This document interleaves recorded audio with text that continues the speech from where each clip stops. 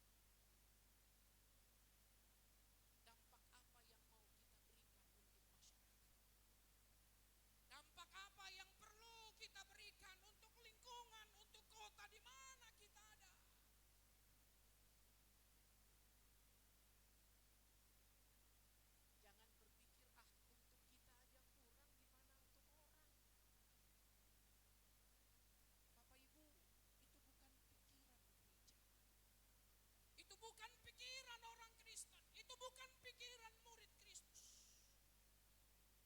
Kenapa? Karena gereja ada. Orang Kristen hadir di dunia ini untuk apa? Untuk berdampak. Sehingga kalau kita baca khotbah Yesus di bukit, dia bilang kamu itu garam, kamu itu terang. Terang itu menjadi gereja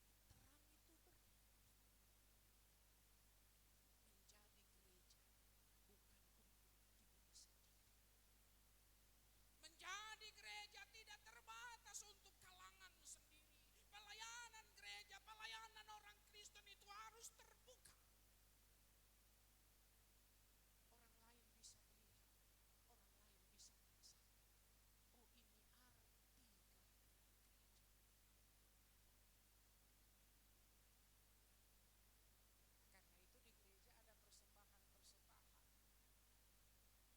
Karena itu di gereja ada persembahan-persembahan. Persembahan-persembahan itu dikelola. Dikelola untuk apa? Untuk pelayanan. Bukan hanya yang internal, tapi juga untuk eksternal. Makanya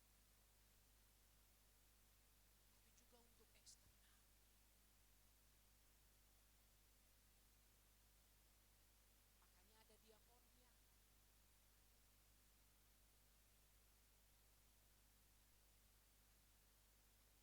Nah, Bapak Ibu dan saudara-saudara, salah satu ukuran benih itu tumbuh juga ketika tumbuh rasa syukur. Orang yang bersyukur itu orientasinya memberi, bukan menerima.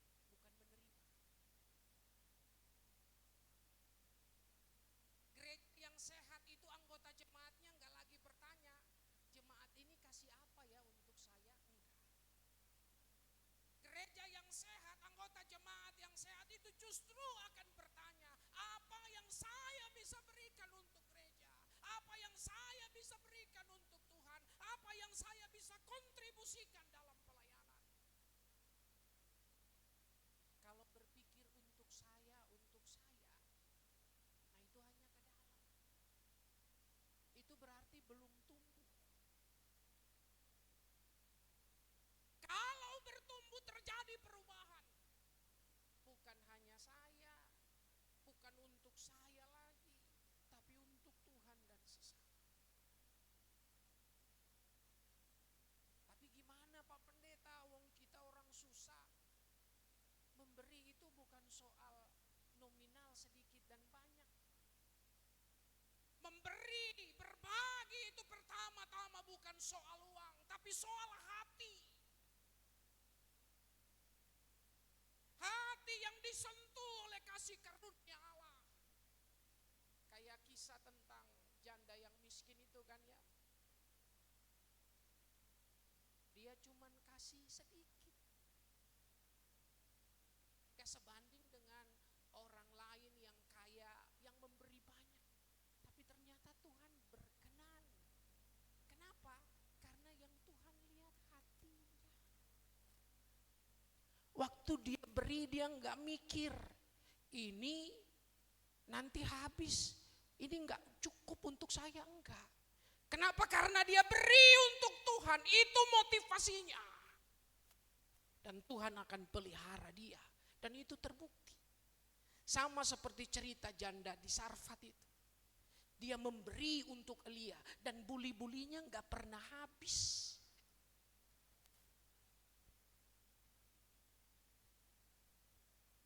Itu tumbuh. Itu berbuah. Itu berdampak. Dalam kekurangannya dia komit ada untuk orang lain. Bukan hanya untuk saya. Benih yang tumbuh itu tandanya terjadi perubahan dalam hidup. Dalam pola pikir, dalam perilaku. Yang tadinya berpikir pokoknya saya berubah. Bukan saya lagi, tapi Tuhan dan sesama. Dia enggak lagi berpikir untuk dirinya, tapi dia berpikir bagaimana supaya saya bisa bermakna untuk orang lain. Bagaimana saya bisa bermakna bagi jemaat di mana saya ada. Bagaimana saya bisa bermakna untuk pekerjaan misi Allah di tengah dunia. Nah, hari ini Bapak Ibu dan saudara-saudara, kita juga menyelenggarakan baptisan kudus. Ada 3 anak kita, Jonathan, Aser, Amadeus, dan Chloe. Mereka bertiga akan dibaptis. Dan baptisan ini menjadi meterai, menjadi tanda yang kudus bahwa anak-anak kita yang dibaptis hari ini dan kita itu bukan milik kita lagi.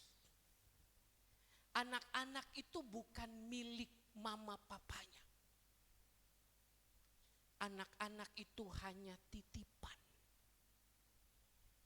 Bapak Ibu dan saya ini hanya numpang lewat di dunia ini. Kita ini dititip Tuhan di keluarga kita, dititip Tuhan di jemaat kita, dititip Tuhan di dunia ini. Supaya apa? Supaya bisa bertumbuh dalam firman, berbuah, berdampak dalam kehidupan. Itu tujuannya. Karena itu sebagai orang tua tentu tidak cukup kalau kita bawa anak kita dimeteraikan lalu selesai. Titipan itu harus dijaga, harus dirawat dengan sebaik-baiknya. Karena suatu ketika Tuhan akan bertanya, meminta pertanggungjawaban Anda dan saya. Jangan cuma taunya lahirin, tapi nggak kasih makan.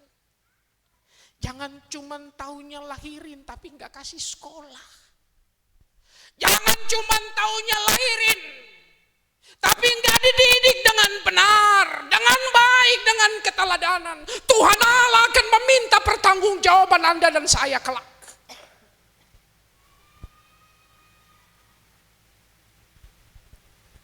Firman Tuhan hari ini mengajak kita supaya menumbuhkan mereka dalam firman. Hidup mereka harus menjadi tanah yang subur untuk tumbuh benih firman. Karena itu ketika anak-anak dibaptis, itu justru pintu gerbang orang tua memperlihatkan kesungguhan. Bapak Ibu jangan hanya cari sekolah yang bagus, sekolah internasional ya, untuk anak-anak. Hari Minggu itu bawa anak ke gereja ikut sekolah Minggu. Itu penting. Sangat penting.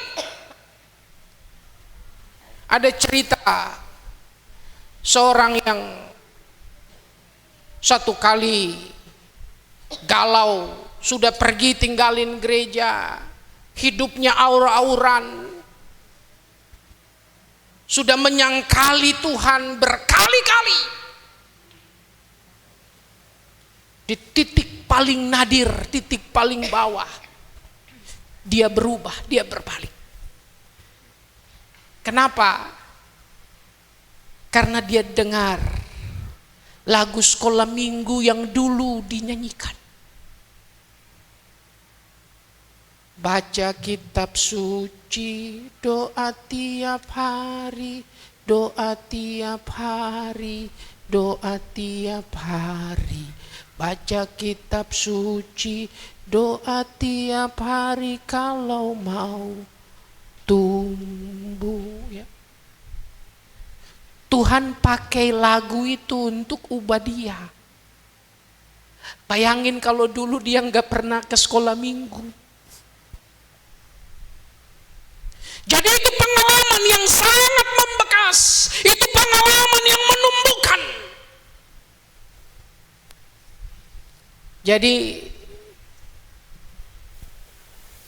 jangan hanya getol bawa anak ke sekolah, wow anak ikut kompetisi ini, kompetisi itu ya.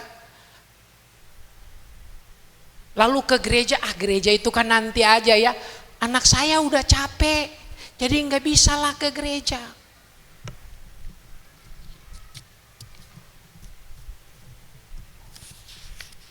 Itu tanda kita tidak tahu. Kita tidak ngerti apa yang paling dibutuhkan oleh anak untuk tumbuh.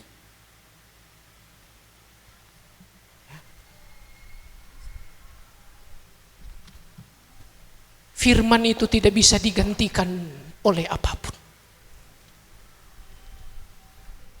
Firman ini tidak bisa digantikan oleh sekolah tinggi yang kita beri. Firman ini tidak bisa digantikan oleh berbagai les privat yang kita berikan bagi anak-anak kita. Tanpa firman mereka akan tumbuh menjadi pribadi-pribadi yang lemah, pribadi-pribadi yang rapuh, yang tidak punya karakter. Mungkin pintar, tapi nanti mereka bisa pintar jadi koruptor. Bahkan mereka bisa pintar mengakali imannya, menempatkan Kristus di belakang. Yang penting dapat kedudukan. Jadi firman ini, persekutuan di gereja itu tidak tergantikan, saudara. Saya orang yang selalu getol dorong anak-anak kalau bisa sekolah setinggi-tingginya. Tapi jangan lupa sekolah minggu. Jangan lupa firman. Karena itu yang paling dibutuhkan. Selamat untuk para orang tua yang sudah membawa anak-anaknya. Dan selamat untuk kita, ini tanda bahwa gereja kita bertumbuh. Kalau setiap tahun ada baptisan, itu tanda ada kehidupan. Artinya ada generasi baru. Ya. Dan mari kita pupuk tanggung jawab iman kita untuk membawa anak-anak kita. Mereka bertumbuh dalam iman dan firman. Amin. Tuhan memberkati kita sekalian.